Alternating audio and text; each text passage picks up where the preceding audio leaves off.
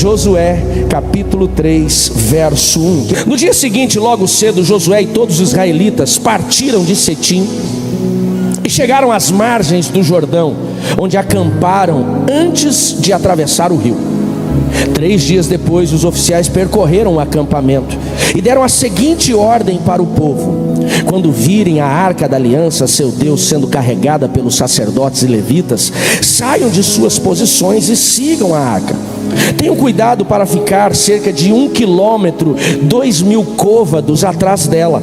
Não se aproximem demais, assim vocês saberão por onde ir, pois nunca passaram por este caminho. Então Josué disse ao povo: santifiquem-se, em algumas versões, purifiquem-se, pois amanhã o Senhor fará grandes coisas no meio de vocês. Pela manhã, Josué disse aos sacerdotes: levantem a arca da aliança e conduzam o povo para o outro lado do rio. Então eles levantaram a arca da aliança e foram à frente do povo. E o Senhor disse a Josué: hoje começarei a fazer de você um grande líder aos olhos de todo Israel, e eles saberão que estou com você, assim como estive com Josué. Agora pula comigo alguns versos, vai direto ao verso 14 do mesmo capítulo. Verso 14. O povo deixou o acampamento para atravessar o Jordão, e os sacerdotes que levavam a arca da aliança foram à frente deles.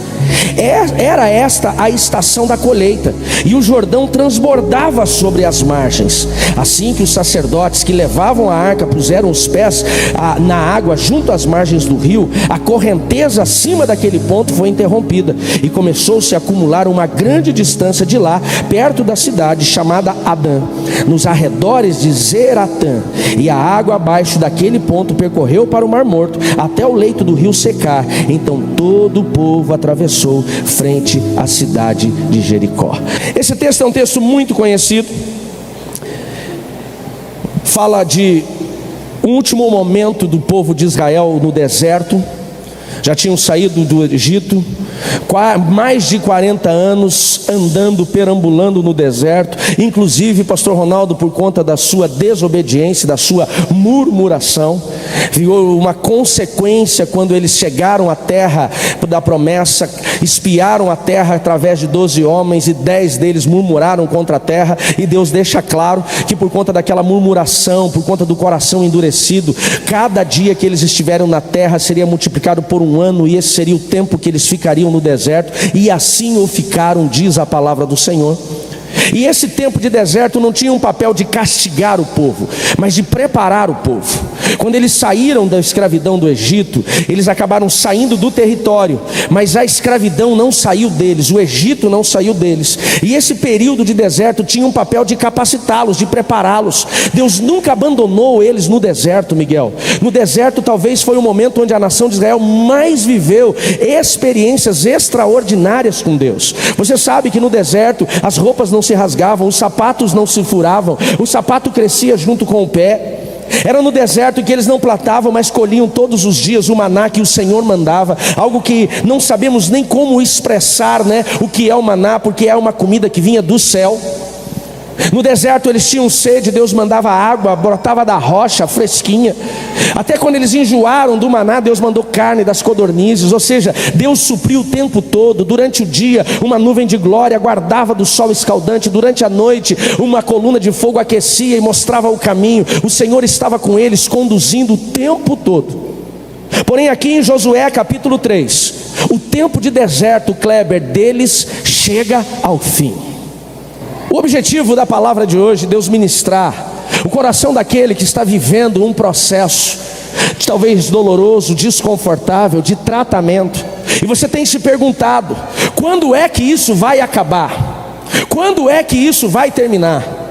Será que o meu deserto não acaba? Talvez você é daqueles que já ouviu tantas vezes na palavra de Deus, num devocional, numa pregação, pessoas dizendo: o deserto não é um lugar de moradia, o deserto é um lugar de passagem. E talvez você está há tanto tempo no seu deserto que você está achando que tem que habitar, que tem que fazer a sua casa ali. Ei, não é este lugar. O povo de Israel não construiu nada no deserto, eles apenas armavam acampamentos, eles moravam em tendas. Por quê? Porque não era para ficar, era para caminhar. E essa caminhada tinha o objetivo de prepará-los, de capacitá-los, de ensiná-los. O deserto não é um lugar de sofrimento para destruição. O deserto é um lugar pedagógico, de aprendizado. O tempo de deserto quem determina não é Deus e nem o diabo. O tempo de deserto quem determina é você, com a sua obediência ou com a sua desobediência. O povo de Israel precisou de 40 anos, por quê? Porque eles eram cabeça dura, dura serviço, coração endurecido. Se você tem sofrido há muito tempo e não sabe por que esse deserto está tão longo, talvez é por conta da sua desobediência, talvez é por conta das suas murmurações, talvez é por conta do seu coração endurecido. Mas a partir do momento em que você aprende, você se submete àquilo que Deus está te ensinando, tenha certeza, o deserto começa a chegar ao fim. Se nós analisarmos a história de grandes homens e mulheres que fazem parte das Escrituras Sagradas, nós vamos descobrir que boa parte deles, Maurício, precisou passar pelo deserto. Até Jesus passou pelo deserto. Grandes homens e mulheres de Deus passaram por este lugar de preparação, de capacitação, porque não se chega à terra prometida sem atravessar o deserto. E o capítulo 3, eles chegam à beira do Jordão. O verso que nós lemos do verso 1 do capítulo 3 diz: no dia seguinte, logo cedo, todos os israelitas partiram de Sitim. Sitim fica a 12 quilômetros da beira do Jordão. Então eles levantam o acampamento e não precisam caminhar muito. Esses 12 quilômetros, por mais que fosse uma multidão, levaram horas. E eles chegam à beira do Jordão. Porém, William, me chama a atenção que provavelmente nos 40 anos que eles ficaram naquele território, eles já deveriam ter passado por este lugar, próximo de Sitim, várias vezes. Talvez eles devem ter enxergado as margens do Jordão várias vezes. E por que eles não acamparam próximo e não tentaram atravessar? Porque eles não tinham um sim de Deus, eles não tinham um amém de Deus. E se tinha uma coisa que Deus estava preparando eles naqueles 40 anos, era aprenderem a obedecer e discernir o tempo. Quando eles chegam a Sitim, caminham 12 quilômetros, param à beira do Jordão, montam acampamento. A Bíblia diz que então no dia seguinte, quando eles acamparam para atravessar, Deus dá uma direção. Vai começar o processo. O tempo de travessia chegou. Deus estava dizendo para eles: o deserto acabou. Eram mais de 40 anos esperando por isso, Raquel. Eram mais de 40 anos numa expectativa de sair daquele lugar de desconforto. E até que enfim chega este tempo. Porém, ainda para atravessarem Hipólito, eles precisavam de algumas lições finais. E essas lições, Cláudia, são ministradas através de 3 instruções que eu quero compartilhar com vocês. E eu acredito que essa palavra será profética, Lu, para o coração de algumas pessoas. Quem pode dizer um amém por isso? E o objetivo, reza, é que nós venhamos entender essas 3 instruções dadas ao povo como 3 instruções para nós. Se você está cansado do seu tempo de deserto, e se Deus te trouxe aqui nesta noite para dizer que o seu tempo de deserto acabou, você precisa aplicar essas 3 instruções na sua vida. A primeira instrução, verso 3: quando Josué se aproxima do acampamento junto com os líderes, diz assim: e deram a seguinte ordem para o povo: quando vocês virem a arca da aliança, o Senhor seu Deus, chegando pelos sacerdotes e levitas, se levantem e sigam a arca. Você já sabe que a arca da aliança, uma caixa de madeira, 1,66 m de altura, madeira cássia, madeira dura, difícil de se trabalhar, revestida com ouro, a madeira representando o homem, o ouro representando Deus. Ali tinham 3 elementos que representavam o poder de Deus, a manifestação de Deus durante toda a caminhada do deserto com aquele povo. E a arca da aliança, ela era a presença de Deus, Ademir, com o povo. Algo eu quero chamar a sua atenção antes de falar um pouco mais da arca e do que essa instrução representa. Naquele tempo o povo precisava da arca da aliança, porque ela representava a presença de Deus. É como se a presença de Deus estivesse ali, e eles precisavam enxergar a arca. Por que hoje eu e você não temos uma arca onde a gente possa seguir? Talvez aos olhos de algumas pessoas seria mais fácil. Sabe por que não existe mais arca? Sabe por que a arca não foi encontrada mais depois do desterro, depois da escravidão, do exílio na Babilônia? Porque quando Jesus veio a essa terra, nós não precisamos mais da arca, porque agora nós nos tornamos a arca. A presença de Deus não precisa estar agora diante de uma caixa, a presença de Deus está em você, amém, queridos? Porém, algumas pessoas têm dificuldade de discernir essa direção que Deus dá através da presença. A simbologia desse texto para as nossas vidas hoje, a aplicação para as nossas vidas, é que nós, se queremos sair deste lugar árido, deste lugar seco, se nós queremos sair deste lugar desconfortável, se nós queremos sair deste lugar de sofrimento, a primeira instrução é: precisamos seguir a presença, a direção de Deus para as nossas vidas, ser sensíveis. Talvez tem pessoas aqui que o seu tempo de deserto já era para ter acabado, mas por conta da sua teimosia, ou por conta da sua dificuldade de discernir Deus, você não consegue seguir esta presença. Pastor, o que representa a presença de Deus? O que representa essa direção de Deus? O quanto eu e você estamos dispostos em ouvir a voz do Senhor. 3 tipos de pessoas têm dificuldade de entender a direção de Deus. Primeiro, aquele que é surdo espiritualmente para ouvir Deus. Ele é surdo espiritualmente. Ele não consegue discernir, ele não consegue entender.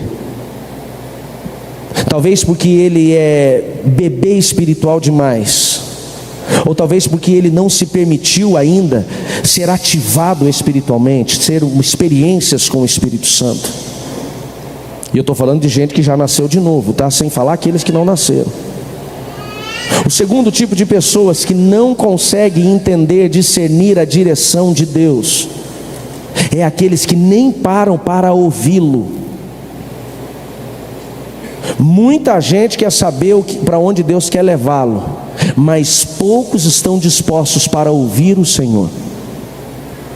Pastor, como é que eu vou ouvir? Simples: vida devocional. Sabe por que tem gente que ainda fica atrás de profecia? E eu não estou dizendo que o ministério de profecia é ruim, por favor, eu amo o ministério profético. Mas sabe por que tem gente que só corre atrás de profecia? Vida devocional. Sabe por que as pessoas têm facilidade? Tem muita gente, ainda tem muita gente dentro das igrejas que correm atrás de profecia. Alguns deles porque vêm da sua vida mística. Quando ele precisava de uma coisa, ele ia atrás do tarô, ele ia atrás da cigana, ele ia atrás... E aí ele sai de lá, mas o Egito não sai dele, e ele acha que o tarô está com o profeta. Tem gente que é assim, o cara é místico demais. Outros, o problema deles está no quê? Não é que ele não está procurando algo místico, é porque ele simplesmente não tem nenhum tipo de interesse em ouvir a voz do Senhor.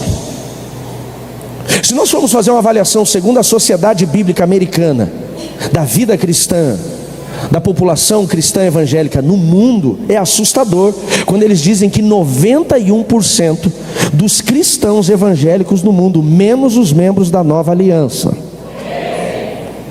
91% menos você, não tem o hábito de relacionar-se com as Escrituras Sagradas e oração diário. Ele não ouve Deus, ele não para ouvir. E a melhor forma, se você quer uma revelação do seu caminho, se você quer uma direção de Deus para a sua vida, você precisa parar para ouvir Deus. Tem alguns que até desenvolveram uma vida de oração, mas ele dobra o joelho e fala: Deus, me dá, faz, apaga, faz. Ele termina e vai embora. Ele fala: acabei de orar, mas ele não falou, ele não conversou, ele só falou, ele não ouviu. Quem está entendendo, diga amém. Quando Josué diz para o povo: sigam a arca da aliança, ele diz assim: numa distância de 2.000 côvados. O côvado é o antebraço, mais ou menos meio metro. 2.000 côvados daria 1.000 metros. Ele falou numa distância de 1.000 côvados, de 1.000 metros, 1 quilômetro. Ele diz: siga a arca da aliança, a presença de Deus, a direção de Deus. Ele diz: por quê? Porque vocês não sabem para onde devem ir. Por que a distância? Porque a multidão era muito grande. Se a arca ficasse muito perto, os que estavam lá atrás não iam enxergar. Então ela tinha que ficar distante para todos saberem qual a direção seguir. Hoje, como eu falei, eu e você não precisamos de uma caixa de madeira revestida de ouro para saber a direção que Deus vai nos dar, porque nós temos a presença de Deus em nós através do Espírito Santo. Amém, queridos? O problema é quantos têm parado para ouvir o Espírito que habita em si. Infelizmente eu vou ter que, professor Luiz, bater na mesma tecla. Nós ficamos 1 hora, 2 horas nas redes sociais. Nós investimos tanto tempo na frente de plataformas de vídeos rápidos ou longos, mas temos uma dificuldade imensa para parar e ter o nosso tempo de ouvir a voz do Senhor. Quantas decisões equivocadas nós tomamos, quantos erros nós cometemos, quantas direções erradas nós caminhamos, porque nós não ouvimos Deus. Alguns julgam, param para reclamar e dizem: não, por que Deus deixou eu andar nessa direção? Por que Deus deixou eu ter essa sociedade? Por que Deus deixou eu ir nessa direção? Eu pergunto: mas você parou para ouvir Deus? Você parou para ver a arca? Você parou para entender qual é o sinal de Deus na sua vida? As pessoas têm mais facilidade de querer o místico. Tem gente que ainda preferia ter a arca para ele poder enxergar. Você não precisa mais ficar enxergando uma caixa de madeira. A presença de Deus está aqui. O que você precisa parar é ouvir a Ele. Nós temos uma dificuldade, Anderson, enorme de ouvir. Nós temos uma dificuldade enorme, Adão, de ouvir dentro de casa. Pais ouvirem seus filhos, filhos ouvirem seus pais, maridos ouvirem suas esposas, esposas ouvirem seus maridos. Um dos principais elementos que gera crises conjugais hoje é problema de comunicação, Sirlei. As pessoas não se conversam, elas não ouvem. E assim como nós temos o nosso relacionamento, Karine, dentro de casa, com os nossos familiares, assim muitos de nós temos esse relacionamento com Deus, onde nós não ouvimos, onde nós não seguimos, e é por isso que tomamos caminhos errados. Esse povo ficou 40 anos sendo ensinado a seguir Maria, a arca da aliança, a presença de Deus, 40 anos.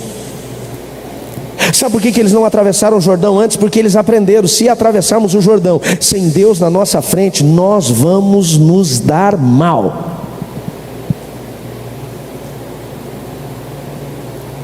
Sabe por que tem gente que não viveu um processo de libertação pleno ainda? Sabe por que tem pessoas que não viveram uma cura nas suas emoções plena ainda? Sabe por que tem pessoas que ainda não conquistaram aquilo que Deus tem como promessa para as suas vidas ainda? Porque não estão olhando a presença, a arca, a resposta, a direção de Deus. Igreja, eu falo isso de joelhos, e não é para brincar, é para falar sério. Pelo amor de Deus, aprenda a desenvolver a sua vida devocional diária. Bíblia não é uma coisa para ficar aberta no Salmo 23 ou no Salmo 91 na sua casa. Bíblia é para ser lida todos os dias. Palavra de Deus não é para você receber um versículo no aplicativo da sua Bíblia e você achar que leu aquele versículo e fez seu devocional. Não. Devocional não é você ler uma página do Pão Diário ou do Café com Deus Pai. Isso pode até ajudar, mas isso não é devocional. Deus fala para Josué, antes deles chegarem em Josué 3, Deus fala em Josué 1:7, Josué, medita nesta lei, nesta palavra dia e noite, e assim será bem sucedido. Por que, Manderson, nós não estamos talvez sendo bem sucedidos? Por que, Paulo, nós não estamos rompendo? Por que nós não estamos ouvindo o que Deus falou para Josué? Porque infelizmente temos dificuldade. E aí você fala assim: pastor, mas você fala isso sempre. Tem gente que talvez vai abrir a Bíblia e falar assim: pastor, você já falou sobre meditar na palavra? 2 meses e meio atrás teve um ponto na mensagem que você falou sobre isso. É verdade. E eu volto na mesma tecla. É porque eu não tenho o que pregar? Não, meu irmão, tem a Bíblia inteira para pregar. É porque Deus está nos levando para o mesmo lugar. Rick Warren diz, o autor de Uma Vida com Propósito, Uma Igreja com Propósito, pastor de uma das maiores igrejas do mundo, chamada Saddleback. Ele diz, sabe qual que é o problema do cristão moderno? Ele tem preguiça de orar. Ele tem preguiça de ouvir Deus. Então ele simplesmente vai e faz. Vai na fé. Mas na fé do quê? Porque nem ele está ouvindo Deus para poder fazer o que ele precisa, o que ele quer fazer. Sem orar ele faz. E depois que ele faz dá ruim. Então ele tem que orar depois. Deus, por que o Senhor me deixou chegar nisso? E ele faz uma pergunta, João. Ele diz, não era mais fácil orarmos antes? Não seria mais fácil antes de comprar o carro orar antes? Não seria mais fácil antes de fazer a sociedade orar antes? Não seria mais fácil antes de mudar de endereço orar antes? Não seria mais fácil antes de assumir um compromisso orar antes? Ouvir Deus, entender a direção de Deus. Igreja, vida devocional não é questão de fanatismo. Ter meditação da palavra não é coisa de crente carola. Não é uma obrigação, é uma questão de você parar para ouvir Deus todos os dias. Esse é o processo. A primeira instrução, ele diz, sigam a arca, sigam a presença, ouçam Deus. É isso que ele está dizendo, deixa ele mostrar o caminho. Segunda instrução que nós encontramos no texto, vai comigo no verso 5. Ele diz assim o texto, então disse Josué ao povo, santifiquem-se, pois amanhã o Senhor fará grandes maravilhas entre vocês. A segunda instrução para aquele povo que estava finalizando a sua trajetória, a sua caminhada de deserto, que estava deixando o deserto, mas eles ainda não iriam, Lucas, sair do deserto se eles não fossem obedientes. A segunda instrução foi, santifiquem-se. Ele diz, só depois de santificarem as grandes coisas, as maravilhas irão acontecer. A santificação era um rito, um ritual para o judeu. Resumidamente, por conta do meu tempo, para Michael, eles viverem a santificação, eles precisavam ir até o Jordão, estavam à beira, às margens do Jordão, ir ao Jordão e se banhar. Você deve considerar comigo que no deserto eles não tinham muitos lugares para tomar banho, e nem era muito hábito como nós brasileiros, que tomamos 3 banhos por dia. Era um rito, se banhar. Eles lavavam as suas roupas, tinham que lavar as suas roupas, colocavam lixo para fora das suas tendas. Inclusive, naquela noite de santificação, eles deveriam se abster de relações íntimas no casamento. Pastor, o que tem a ver isso? Ionara, tinha a ver com que eles parariam e se separariam. Santificação fala de se separar. Deus estava dizendo assim, ó, se separem, parem tudo que é para vocês, e agora vocês vão viver em função do propósito, santidade, santificação, separação, purificação, limpeza. Segunda instrução para que eu e vocês venhamos sair deste lugar de aridez, deste lugar seco, deste lugar desconfortável, para o deserto acabar de fato. Santidade. Pastor, o que significa a santidade? A santidade, número 1, significa lavar as suas vestes. A palavra do Senhor fala muito sobre o noivo que vem encontrar uma noiva com as suas vestes limpas, sem marcas, sem manchas. É isso que a igreja tem sido confrontada, uma igreja que se santifica. A santidade não é o tamanho da saia ou o comprimento do cabelo. A santidade fala do quanto nós estamos nos separando em integridade, o quanto nós estamos nos separando da forma que falamos, da forma que vivemos. Qual é a reação, José Arci, das pessoas que conversam com a gente quando dizemos que somos evangélicos, cristãos? Quando você fala para a pessoa, eu sou crente, como é que eles reagem? Se eles olharem e falar assim, ah, sério? Essas vestes estão manchadas. Santidade fala de integridade. Santidade fala de empenho de palavra que se cumpre. Santidade fala de se falar a verdade e viver a verdade. Santidade fala-se de tomarmos posição contra o pecado. Sabe quando nós vamos sair do deserto para entrar no lugar da promessa? Quando nós aprendemos a andar em santidade. Vestes brancas. Linguagem, como falamos, o que vemos, o que acessamos. Não é o que eu quero mostrar, é quem eu sou em Cristo. Santidade fala, William, de tirar o lixo, remover o lixo. Por que é importante remover o lixo, tirar as impurezas, as sujeiras? Porque onde tem lixo tem rato, tem barata. Eles representam o que? Demônios. Sabe como que nós trabalhamos, igreja, como para aquele que está chegando com processo de libertação? Não é com culto de libertação, expulsação de demônio, chamar capeta, barulho, grito, ranger de dentes. Isso não liberta. Isso dá certo em ministérios evangelísticos, quando está fazendo campanhas evangelísticas na rua. Isso é importante. Jesus, ele trazia, né, esses processos de libertação, porque onde ele chegava os demônios faziam um alvoroço. Mas um processo de libertação, ele vai acontecer. Ele tinha uma expulsação de demônios, na verdade. Um processo de libertação, ele está diretamente ligado a quê? Não ao que você bate o pé e fala, sai demônio, ou seja, sai parasita, sai rato, sai barata. Se você quer eliminar os parasitas, o que você tem que fazer? Remover o lixo. Santificação. Quando você vive esse processo de eliminar o lixo da sua vida, da sua história, do seu casamento, da sua casa, você não tem mais lugar para demônios. Quem está entendendo, diga amém. Tem gente que fala assim, eu não sei porque eu não consigo romper, eu não sei porque eu não saio desse lugar de aridez. Está na hora de você tirar o lixo para fora. O que é lixo tem que estar fora da sua vida, do seu casamento. Isso fala de lixos de imoralidade. Tem gente, olha para mim com muito amor e carinho, deixa eu dizer isso. Tem gente que ainda tem lixo guardado lá em cima do seu guarda-roupa. Você sabe do que eu estou falando. Tem gente que ainda tem lixo guardado das memórias do seu celular.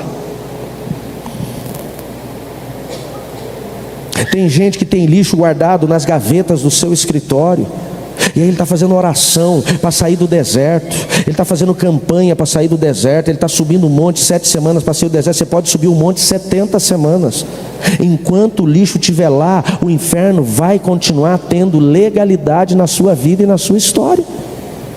Tem gente que o lixo da sua vida é a mentira. Ele troca de casa, ele troca de bairro, ele troca até de igreja, ele troca de roupa, ele troca de emprego, mas ele continua mentindo. O lixo está ali, é um campo fértil para ação maligna. Tem gente que o lixo da sua vida é a falta de perdão, é a amargura da sua alma, são os seus ressentimentos, e ele continua guardando, e aquilo continua aflorando a ação maligna.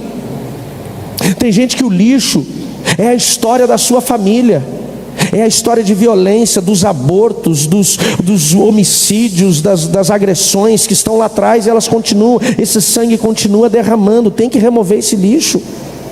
Josué diz para o povo, santifiquem-se. Ele diz, limpa tudo, põe o lixo para fora, porque quando o lixo é removido, amanhã o Senhor fará grandes coisas no meio de vocês.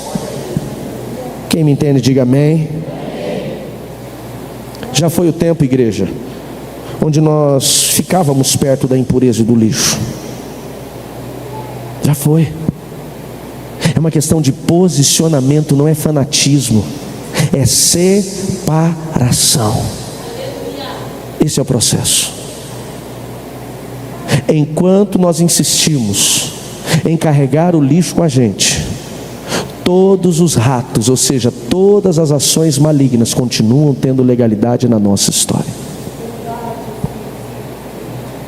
E a última instrução, é a terceira e última instrução que nós recebemos. Vai comigo no verso 15, por gentileza. Verso 15 de Josué 3. Diz assim: e era a estação de colheita, o Jordão transbordava sobre as margens.